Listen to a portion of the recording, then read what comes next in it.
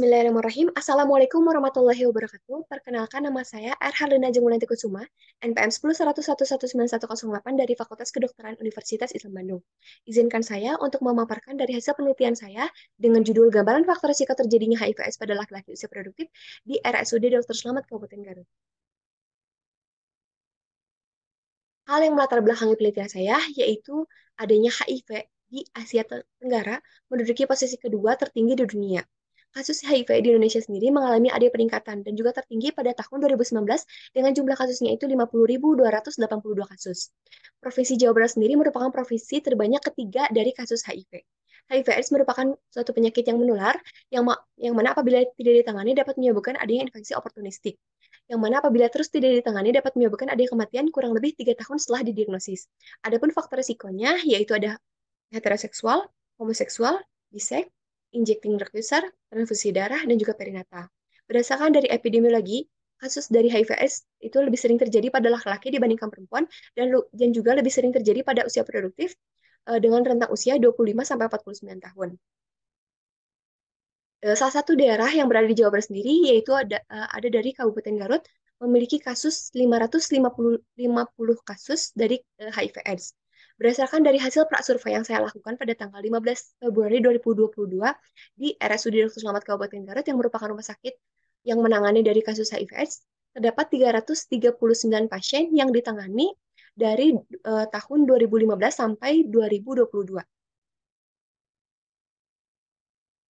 Adapun rumusan masalah dari penelitian saya, yaitu bagaimana gambaran terjadinya HIV/AIDS pada laki-laki usia produktif, lalu juga bagaimana gambaran faktor risiko terjadinya HIV/AIDS pada laki-laki usia produktif di rumah sakit di RSUD Dr. Slamet, Kabupaten Garut. Untuk tujuan penelitiannya itu, yaitu untuk mengetahui dari faktor risiko terjadinya HIV/AIDS pada laki-laki usia produktif di RSUD Dr. Slamet, Kabupaten Garut.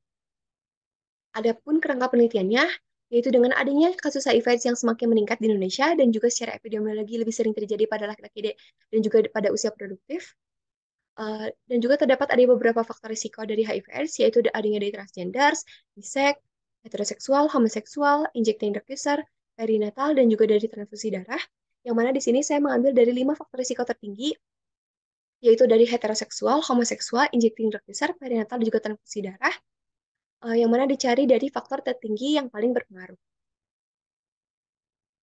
Adapun populasi targetnya yaitu rekam medik pasien HIV/AIDS di Kabupaten Garut. Untuk populasi terjangkaunya dari rekam medik pasien HIV/AIDS pada tahun 2015 sampai 2022 laki-laki usia produktif di Rumah Sakit Dr. Slamet Kabupaten Garut. Untuk cara pengambilan sampelnya yaitu dengan menggunakan dari data sekunder, yang mana pengambilan sampel penelitian ini menggunakan dari metode total sampling dengan menggunakan sampel yang diambilnya itu merupakan rekam medik dari pasien yang didiagnosis HIV/AIDS oleh dokter di Rumah Sakit Dr. Slamet Kabupaten Garut. Untuk desain penelitiannya, penelitian ini merupakan penelitian observasional deskriptif dengan desain cross-sectional. Untuk variabel bebasnya, yaitu ada heteroseksual, homoseksual, transfusi darah, injecting drug user, dan juga perinatal. Untuk variabel terikatnya itu merupakan pasien HIV/AIDS usia produktif di Rumah Sakit Umum Dr. Slamet Kabupaten Garut.